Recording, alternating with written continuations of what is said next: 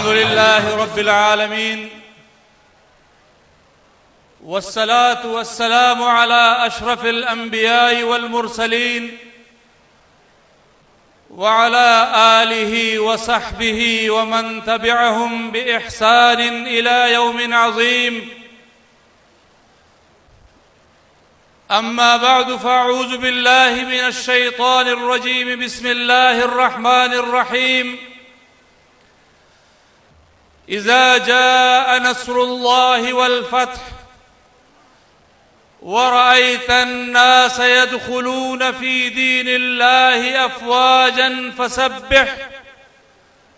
फसब्बिह बिहम्दि रब्बिक वस्तग़फ़िर इन्नहु कान तव्वाबा।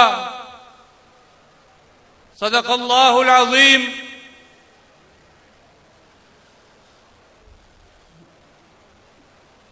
मेरे इंतहाई मोहतरम हजरत मौलाना अब्दुल गफूर हैदरी साहब, सेक्रेटरी जनरल जमीयत उलमाए इस्लाम पाकिस्तान, हजरत मौलाना अताउर रहमान साहब, अमीर जमीयत उलमाए इस्लाम खैबर पख्तूनख्वा, बिरादर मुकर्रम मौलाना अताउल हक दरवेश साहब, सेक्रेटरी जनरल जमीयत उलमाए इस्लाम खैबर पख्तूनख्वा, स्टेज पर तशरीफ फरमा मेरे अकाबिरीन,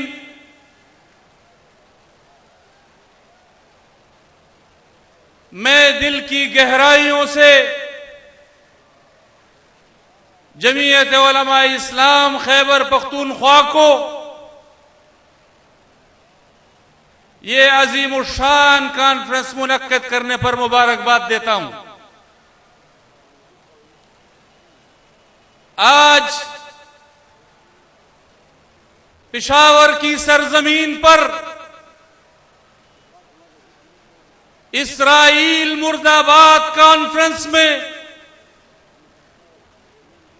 आपकी ये अजीमुशान शिरकत ये दुनिया को बता रही है कि इस्राईल रोज अव्वल से नाजायज था। आपकी ये अजीमुशान शिरकत ये दुनिया को पैगाम दे रही है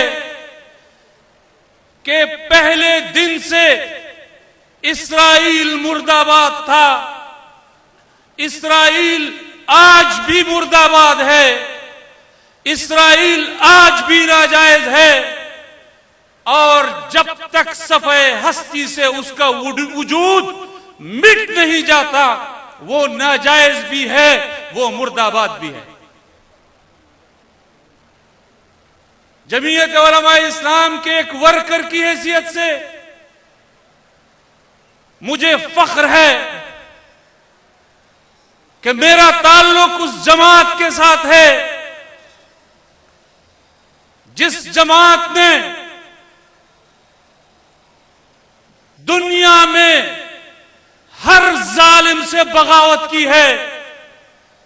मुझे फख्र है कि मेरा ताल्लुक उस जमात के साथ है कि जिस जमात ने हमेशा मजलूम की हिमायत की है। मेरी जमात आज उसी फलसफे पर कारबंद है, वो मजलूम की हिमायत और जालिम की बगावत की उस फलसफे पर कारबंद है और आज पेशावर की सरजमीन से वो पैगाम दे रहे हैं अपने फिलिस्तीनी भाइयों को, गजा के भाइयों को कि जिस तरह हम कल आपके शाना बशाना खड़े थे, हम आज भी आपके शाना बशाना खड़े हैं और हम जमीयत उलमाए इस्लाम के प्लेटफॉर्म से हमेशा उनके शाना बशाना खड़े रहेंगे। ये जमीयत उलमाए इस्लाम का एजाज है, ये जमीयत का एजाज है, जमीयत के कारकुनों, ये जमीयत का एजाज है कि आप दुनिया में अगर किसी मजलूम की हिमायत के लिए वहां नहीं पहुंच सकते। हमेशा जमीयत उलमा इस्लाम ने अपना प्लेटफॉर्म मुहैया किया है। आप उस प्लेटफॉर्म के जरिए आए हैं, खड़े हुए हैं। आपने उन मजलूमों को अपनी हिमायत का सियासी पैगाम भी दिया है, इखलाकी पैगाम भी दिया है। आप दुनिया की तारीख उठाकर देख लें, जमीयत उलमा इस्लाम ने कश्मीर के मुसलमानों पर कड़ा वक्त आया, जमीयत उलमा इस्लाम और उसके कारकुन मैदान में खड़े हुए। बर्मा के मुसलमानों पर कड़ा वक्त आया, जमीयत उलमा इस्लाम के कारकुन और उसकी क़यादत मैदान में खड़ी हुई। अफगानिस्तान के मुसलमानों पर कड़ा वक्त आया, आपकी क़यादत और ये कारकुन मैदान में खड़े हुए। और आज फलस्तीन और गजा के मुसलमानों पर सख्त वक्त है, कड़ा वक्त है, तो यही जमीयत उलमा इस्लाम की क़यादत और ये कारकुन मैदान में उनके शाना बशाना खड़े। यह आपका एजाज है और मुझे फख्र है इस जमात पर। आपने 7 सितंबर को लाहौर के मीनारे पाकिस्तान पर खड़े होकर इस जमात के प्लेटफॉर्म से जब खत्म नबूवत के लिए नारा लगाया, अवाम का वो समंदर वहां से पैगाम जब देने के लिए गया, तो उस पैगाम के बाद आज से, अब से नहीं, अगली सदी तक भी पाकिस्तान में कोई खत्म नबूवत के मसले को नहीं छेड़ सकता। यह आपका एजाज है। हर जालिम से बगावत और हर मजलूम की हिमायत, यह आपका एजाज है। और यह सिर्फ दुनिया के लिए नहीं है, यह पाकिस्तान के लिए भी है। पाकिस्तान में अगर किसी जालिम ने अपने अवाम के मद्दे मुकाबिल खड़ा होने की कोशिश की, जमीयत उलमा इस्लाम और उसकी क़यादत उनके खिलाफ भी मैदान में आई है। मैं ज्यादा लंबे और माजी में नहीं जाना चाहता, मैं 2008 से तारीख उठाना चाहता हूं। 2008 का इलेक्शन हुआ, जमीयत उलमा इस्लाम को साजिश के जरिए इक़्तिदार से बाहर किया गया। और क्यों किया गया? कि जमीयत उलमा इस्लाम की क़यादत ने मुक़्तदिर कुव्वतों को बताया कि आप जिस ऑपरेशन की तरफ जा रहे हैं, वो ऑपरेशन इस खित्ते के मसाइल का हल नहीं है। आपने इखलास में मशवरा दिया, आपसे हुकूमत छीन ली गई। 2013 में आपने कबाइल के सूरत हाल पर आपकी क़यादत ने जरगा बनाया, मुक़्तदिर कुव्वतों को पैगाम दिया और उनको बताया कि अमन का रास्ता यह है। उन्होंने आपके अमन की कोशिशों का मजाक उड़ाया। 2013 के इलेक्शन में जमीयत उलमा इस्लाम से फिर इक़्तिदार छीन लिया गया। 2018 में फाटा के मर्जर के खिलाफ आप मैदान में आए, आपकी क़यादत मैदान में आई और आपने मुक़्तदिर कुव्वतों को पैगाम दिया कि ये फाटा का मर्जर, ये पाकिस्तान के मफाद में नहीं है। आपके इखलास का मजाक उड़ाया गया। 2018 में आपसे इक़्तिदार छीन लिया गया और 2024 में आप अफगानिस्तान के साथ उनके ताल्लुकात को बेहतर करने के लिए मैदान में आए। आप फलस्तीन के मुसलमानों के साथ मैदान में खड़े हुए, आपको फिर इक़्तिदार से बाहर कर दिया गया। तो मैं आपकी वसातत से उन मुक़्तदिर कुव्वतों को पैगाम देना चाह रहा हूं कि आप चाहते हैं कि जमीयत उलमा इस्लाम मजलूम की हिमायत में और जालिम की बगावत में मैदान में खड़े न हो। आपको 2008 में भी समझ नहीं आई, आपको 2013 में भी समझ नहीं आई, आपको 18 में भी समझ नहीं आई, आपको 24 में भी समझ नहीं आई, आपको आज भी समझ नहीं आई। लेकिन मैं आपको बताना चाह रहा हूं, लेकिन मैं आपको बताना चाह रहा हूं कि आप चाहते हैं कि जमीयत उलमा इस्लाम की क़यादत वो जैसा आप कहें उसी तरह करते रहें। आपको 2008 में भी समझ नहीं आई, आपको आज भी समझ नहीं आ रही। आप कहते थे हम 8 में जमीयत को शिकस्त देंगे, कारकुन का हौसला टूटेगा। आप कहते थे हम 13 में जमीयत को शिकस्त देंगे, कारकुन का मोराल डाउन होगा। आप कहते थे हम 18 में जमीयत को शिकस्त देंगे, कारकुन का हौसला टूटेगा। आप कहते थे 24 में जमीयत को शिकस्त देंगे, कारकुन का मोराल डाउन होगा। जमीयत के कारकुनों, आज आप इस मैदान में खड़े होकर उनको पैगाम दे दो कि हम कल भी अपनी क़यादत के साथ खड़े थे, हम आज भी अपनी क़यादत के साथ खड़े हैं।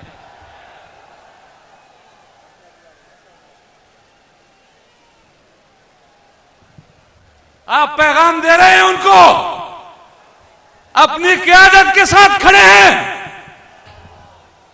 मैं उन कुव्वतों को पैगाम देना चाह रहा हूं, अवाम का पैगाम सुन लो। धांधली की बुनियाद पर बनी हुई हुकूमतों की क्रेडिबिलिटी नहीं हुआ करती। और खैबर पख्तूनख्वा के अवाम से मैं पूछना चाहता हूं कि अगर धांधली की बुनियाद पर बनी हुई हुकूमतों और पार्लियामेंटों की क्रेडिबिलिटी होती तो मदारिस का बिल वो तो कौमी असम्बली और सेनेट से पास होकर गया था ना, तो फिर एक फर्द वाहिद ने उस बिल को वापस क्यों कर दिया? मैं आपसे पूछना चाहता हूं, क्या इन धांधली से बनी हुई हुकूमतों की कोई क्रेडिबिलिटी है? और वो भी पहले धांधली के जरिए अपनी कठपुतलियों को हुकूमत में लाया करते थे, अब असेंबलियों के सौदे होते हैं, अब हुकूमतें बेची जाती हैं। आपकी ये खैबर पख्तूनख्वा की हुकूमत, मुझे अपने आप पर और खैबर पख्तूनख्वा की अवाम पे तरस आता है। ऐसी हुकूमत और ऐसा वजीर आला, कुर्बान जाऊं इस पर, इसकी बहादुरी पर कुर्बान जाऊं। इस्लामाबाद से अपने कारकुनों को डी चौक में छोड़कर भागता है, भगोड़ा बनता है और फिर आपकी असेंबली में कहता है मैंने 12 जिले क्रॉस किए हैं। कहता है मैंने 12 जिले क्रॉस करके मैं पेशावर तक पहुंचा हूं। हमें आपकी बहादुरी तब भी मालूम थी जब आप इस्लामाबाद की सड़कों पर भिगोड़ों की तरह भागते थे। हमें आपकी बहादुरी उस वक्त भी मालूम थी जब डेरा इस्माइल खान की सड़कों पर तुम्हारी गाड़ी को जलाया जा रहा था और जमीयत के कारकुनों ने तुम्हें उस आग से बचाया था। हमें तुम्हारी बहादुरी आज भी मालूम है जब तुम 12 जिलों से क्रॉस करते हुए भागते हुए पेशावर पहुंचे थे। इससे ज्यादा, इससे बड़ा गैरतमंद आपने कहीं देखा है? कहता है मेरे पास इतना वक्त नहीं है कि मैं मौलाना फजलुर रहमान के बारे में बात करूं। मौलाना फजलुर रहमान के बारे में बात करने से पहले अपने मुंह को धोना पड़ेगा तुम्हें। मुझे मालूम है तुम्हारे पास वक्त नहीं है, तुम्हारे पास वक्त नहीं है। नौकरी के, बेचे हुए नौकरी के पैसे गिनने की तुम्हें फुर्सत नहीं है। ट्रांसफर की, पोस्टिंग के पैसे गिनने से तुम्हें फुर्सत नहीं है। फंड्स बेचने से तुम्हें फुर्सत नहीं है। वरना तुम्हारे इक्तिदार का हाल तो मुझे मालूम है। जरा सेक्टर कमांडर और कोर कमांडर की मर्जी से किसी एक सिपाही का तबादला तो करके दिखा दो।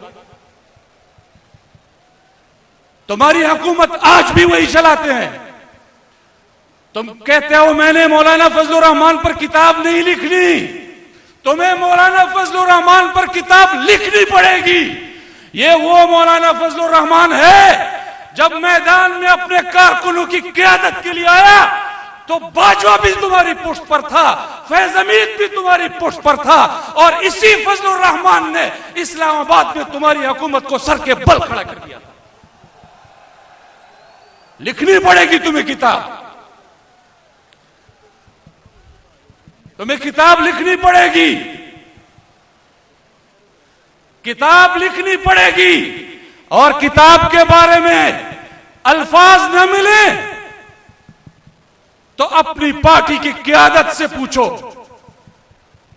अपनी पार्टी की क़यादत से पूछो। इस्लामाबाद का 1 महीना वो गवाह है, वो तुम्हें बताएंगे मौलाना फजलुर रहमान के बारे में क्या लिखना है। मौलाना फजलुर रहमान के बारे में लिखना है तो जेल में जाकर अपने लीडर से पूछो कि मौलाना फजलुर रहमान के बारे में क्या लिखना है। वो तुम्हें बताएगा कि मौलाना फजलुर रहमान के बारे में क्या लिखना है। हमारी बदकिस्मती है,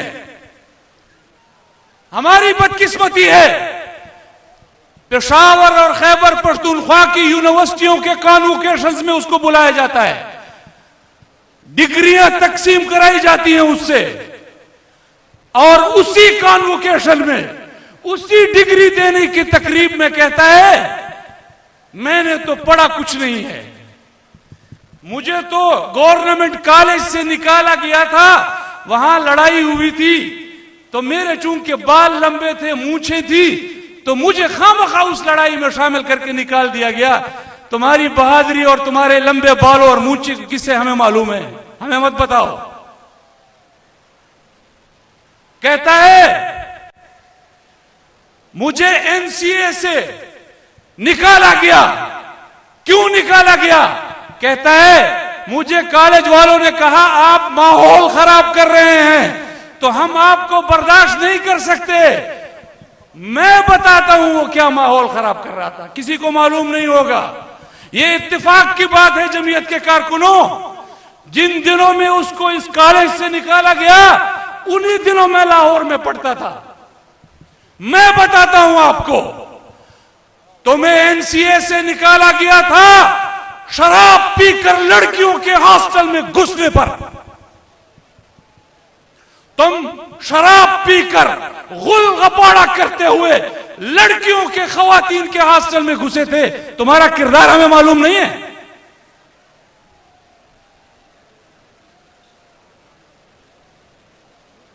हमारी एस्टेब्लिशमेंट, हमारी मुक्तदरा, क्या बुरा वक्त आ गया है हमारे पाकिस्तान पर, क्या बुरा वक्त आ गया है आप खैबर पख्तूनख्वा के लोगों पर, क्या बुरा वक्त आ गया है हम सब पाकिस्तानी अवाम पर। हमारी मुक्तदरा पहले अपने कठपुतली सियासतदानों से दलाली कराती थी, अब दलालों से सियासत कराते हैं।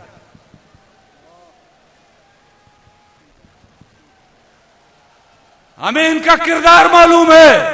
तो मैं